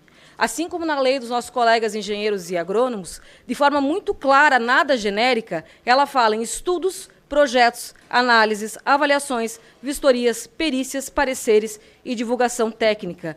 Lei mais antiga, 5194, de 24 de dezembro de 66. Independente de decisões posteriores, na lei dos corretores, de forma muito clara, o artigo 3º fala: compete ao corretor de imóveis exercer a intermediação na compra, venda, permuta e locação de imóveis, podendo ainda opinar quanto à comercialização de imóveis. E até gostaria de esclarecer aqui o engenheiro Luiz Fernando, quando no que tange a comercialização de imóveis, sendo esta exclusiva dos corretores, uma vez que engenheiros e arquitetos nunca solicitaram participação neste que é um mercado significativo do mercado nacional.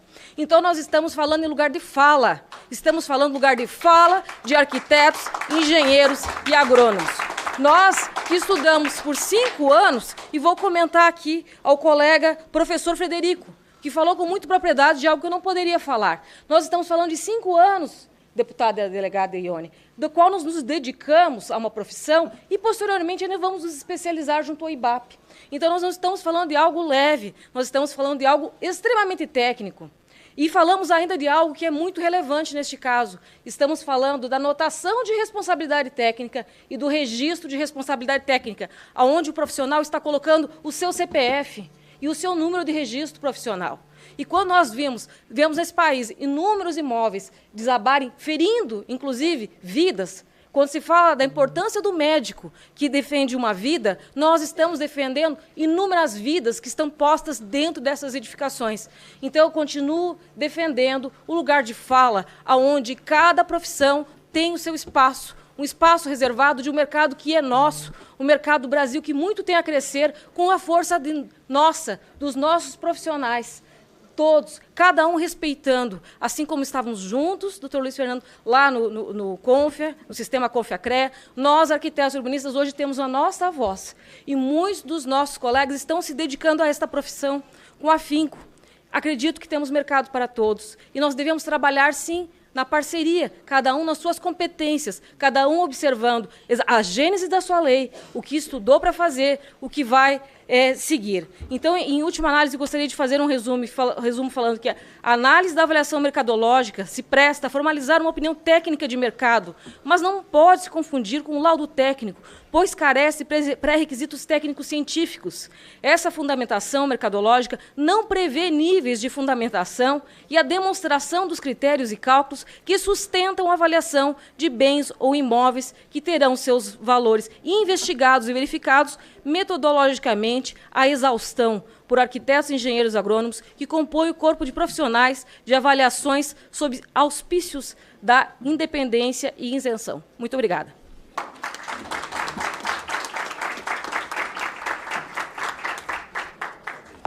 Obrigada.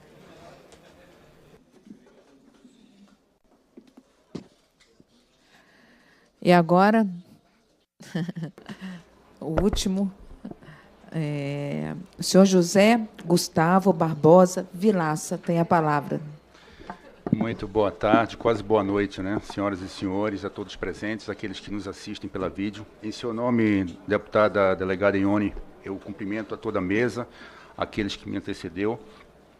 Eu estou na condição de coordenador geral de avaliação e contabilidade, que é vinculado à diretoria de caracterização e incorporação de imóveis. Portanto, é uma honra e um privilégio poder falar aqui em nome da Secretaria do Patrimônio da União.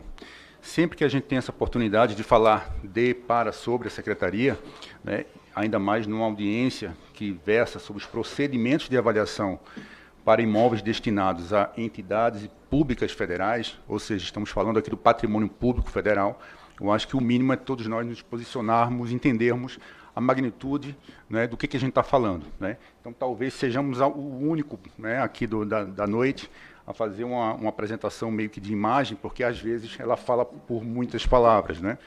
Então, ou seja, a Secretaria do Patrimônio da União, que está vinculada ao Ministério de Gestão e Inovação, ela tem o seu desafio, que não é trivial, de fazer uma gestão patrimonial, que a gente chama aqui de uma gestão territorial. E a primeira consideração que a gente coloca na mesa aqui é o entendimento de que aquela percepção inicial, até originária, de que o imóvel é algo facilmente identificado, não é demarcado, levado ao registro, com cartório, com matrícula, com averbação, não é sequer a moda, não é, da nossa vivência, da nossa carteira imobiliária.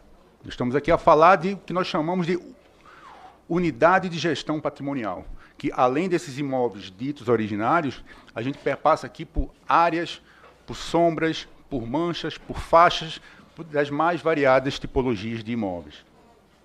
Bom, esse aqui é o mapa do Brasil atual.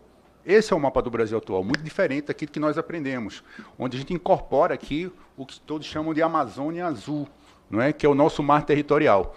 Acreditem, isso tem uma chancela, ainda que indireta, da União Federal. Nós somos, não raros, instados a avaliar, a precificar lâmina d'água, espelho, espaço físico em água pública. E isso, inclusive, não tem mercado, pelo menos estabelecido, né? Bom, e aí todo esse sistema colossal de terra e água, né, envolve os terrenos de marinha, os acrescidos, os rios federais, as margens de rios, as ilhas oceânicas, marítimas e assim por diante. Eu não falo nessa cadência, eu estou acelerando para tentar cumprir o horário, tá? E vou ter um certo torcicolo aqui, mas vai dar certo.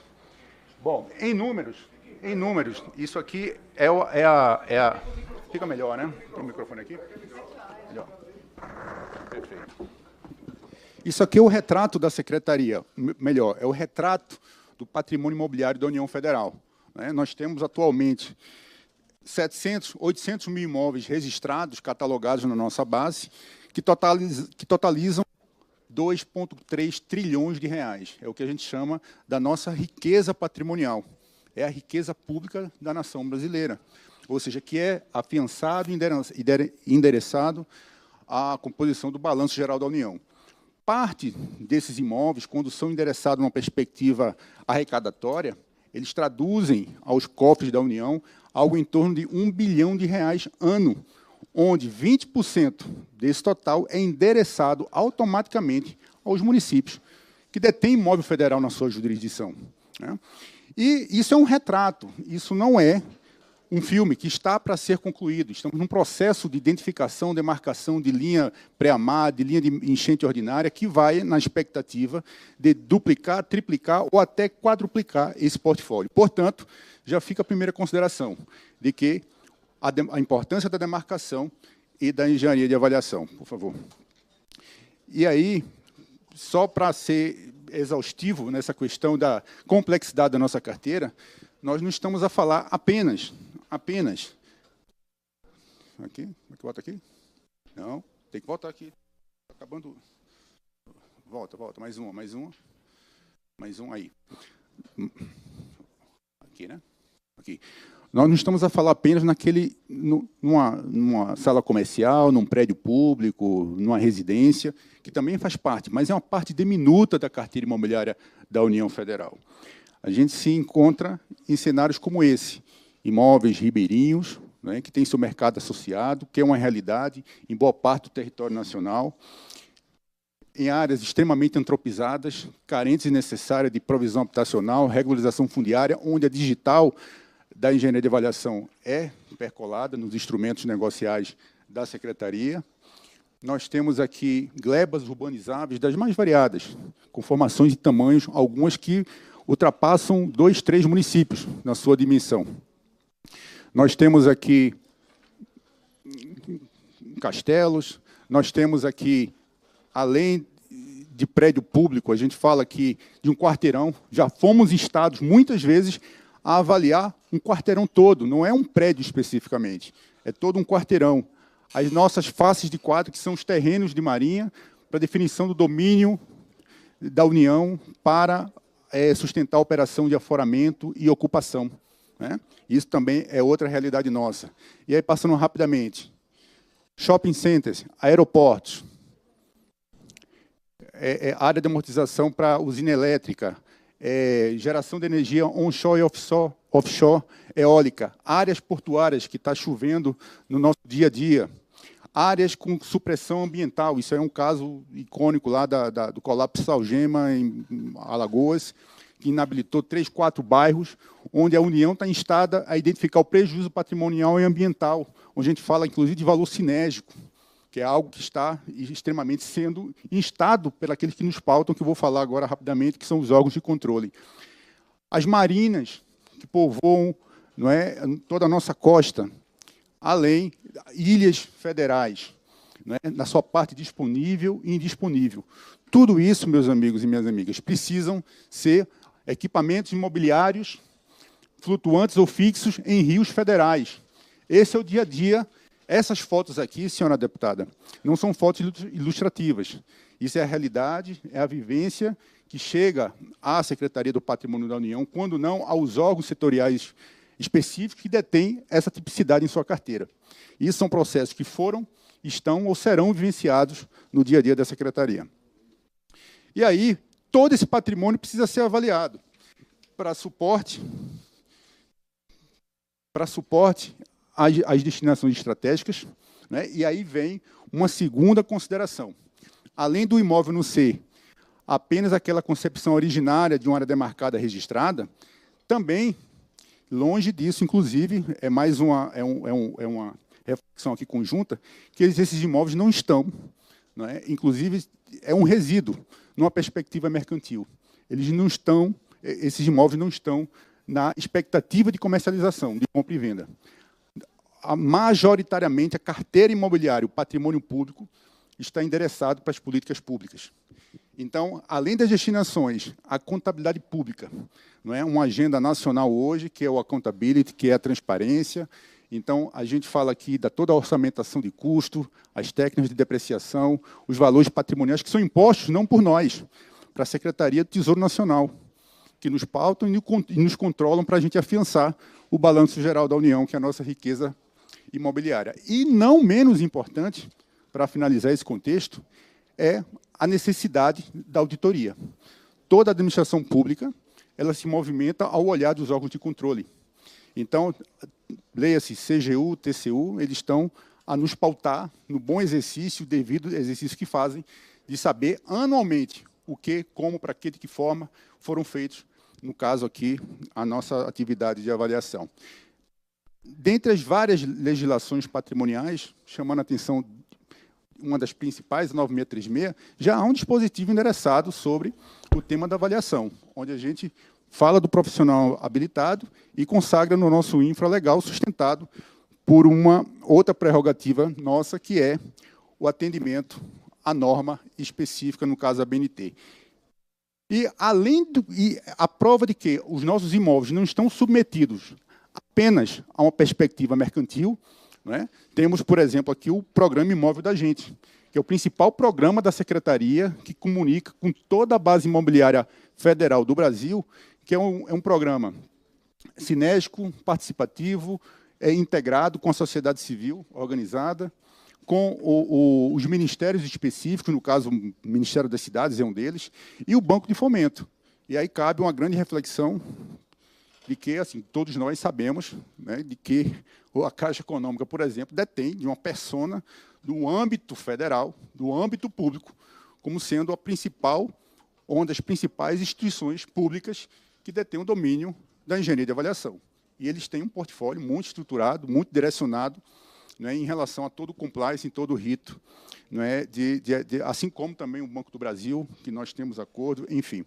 Então, toda essa linha de ação que vai desde a provisão habitacional para a linha 4, que é a linha dos grandes empreendimentos que são endereçados para a indução e fomento da infraestrutura, aí vamos comunicar com o PAC, por exemplo. Então, a título de exemplificação, por exemplo, Minas Gerais. Tem um delay forte aqui, hein? Tem um delay muito forte. Então, Minas Gerais e Bahia, duas áreas que foram destinadas, em parceria com a Prefeitura e com o Governo do Estado, respectivamente, o antigo aeroporto de BH e de Vitória da Conquista, que juntos somam aqui 2 milhões de metros quadrados de área. Foram casos reais, vivenciados, que teve a digital dos nossos servidores, da engenharia de avaliação, né, e assim por diante. Então, tudo isso é para dizer, meus amigos, que qual é o nosso olhar da Secretaria do Patrimônio da União em relação ao serviço especializado da engenharia de avaliação. É que toda ela cumpra seu rigor técnico, disso nós não abrimos mão, porque nós somos, inclusive, rastreados pelo movimento da auditoria dos nossos órgãos de controle, e que seja uma atuação imparcial. Então, a gente se afasta por completo, todos os nossos servidores, não só da SPU, mas qualquer órgão público federal que lida com a temática de avaliação, eles estão afastados de comissão, de comitê, de licitação, algo do tipo, para manter, inclusive, a imparcialidade, que é afiançada por uma regulamentação do Banco Central. Então, tudo isso são conexões feitas de governo com governo, né? Tesouro Nacional, órgão de controle, Banco Central e assim por diante. Porque o imóvel da União ele tem valor público e, como tal, o mínimo exigido, né, da sociedade, que às vezes não está diretamente envolvida naquele certame, por assim dizer, ele precisa que a União cumpra a sua ação de forma imparcial, com rigor técnico e capaz de ser submetido a um escrutínio de auditoria, né? E, finalmente, falando, onde é que vem esse de rigor técnico? Esse rigor técnico, deputada, que nós bebemos da fonte, é consumido através da ABNT 14653, né, que no Brasil é o fórum específico, né, é o nosso referencial técnico indispensável para a atividade da engenharia de avaliação. Isso é até uma boa coincidência, porque a norma brasileira ainda não conseguiu normatizar tudo. Mas o serviço da engenharia, sim. Então, é uma atividade normatizada. Entendeu? E vale ressaltar que a norma brasileira não é uma norma da SPU, não é uma norma da União, é uma norma da sociedade.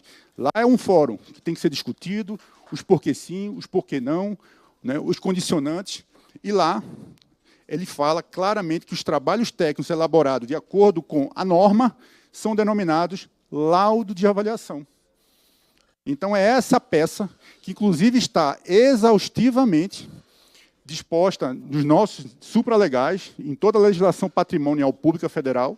Só nessa lei 9636 deve ter 15 ou 16 citações da denominação laudo de avaliação.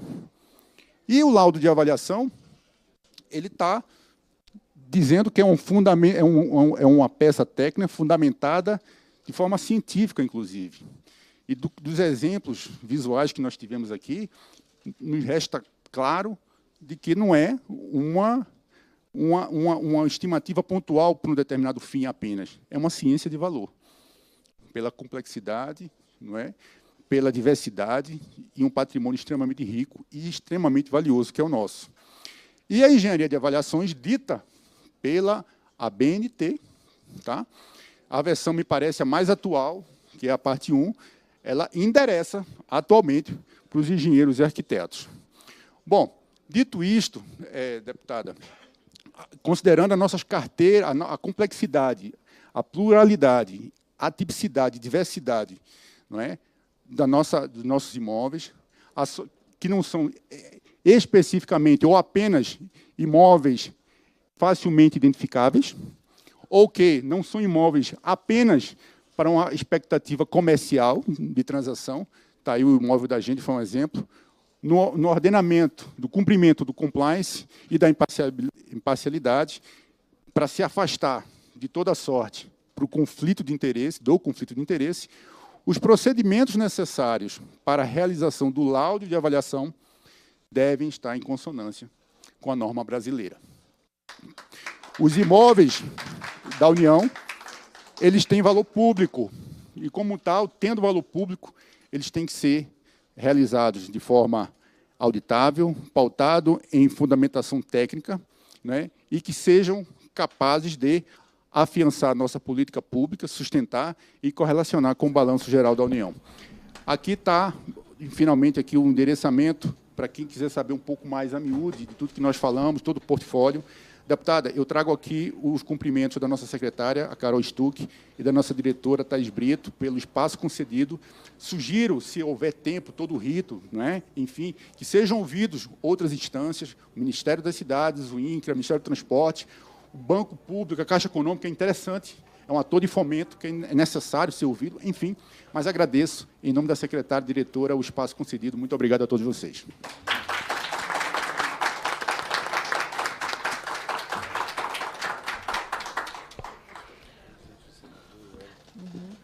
Eu que agradeço, a explanação foi muito boa. Quero registrar aqui a presença do nosso senador, Wellington Fagundes, e eu gostaria de passar ao Carlos Abreu, se o senhor me permite, 3 minutinhos para ele. Se o senhor quiser fazer o uso da fala, o senhor fique à vontade logo depois, caso o senhor queira. Olha, ele é menos bonito que eu. Não. Olha, você já falou? Não. Ele tem precedência pela experiência também. Muito obrigado, mas eu não... Bom, eu estou aqui também na condição de colega, companheiro, como um corretor de imóveis. Juramentado, né? É isso, João Teodoro? Tem que ser juramentado, né? Mas, para me colocar à disposição, aqui a frente parlamentar tem que existir exatamente para estar sempre atenta às necessidades. Aqui, o que o Contreiras me passou, a maior discussão é o PL 2283. E, claro, né, a gente entende que para o mercado imobiliário isso é um prejuízo muito grande. E até pela segurança também. Porque quem mais tem condições de fazer uma avaliação para o próprio governo, né? Então, eu quero aqui, senhor João, em nome de todos, a nossa delegada Ione, de Minas Gerais, eu gosto tanto das mineiras que não escolhi não, eu conquistei uma para casar, viu, senhor? Tá? Então eu sei que a sessão... O senhor é um homem inteligente, né? A sessão aqui está muito bem conduzida. Um grande abraço a todos. Agora nós estamos também numa agitação lá no Senado, saí aqui correndo, estamos votando autoridades lá, mas vou ficar um pouquinho aqui para ouvir. Grande abraço.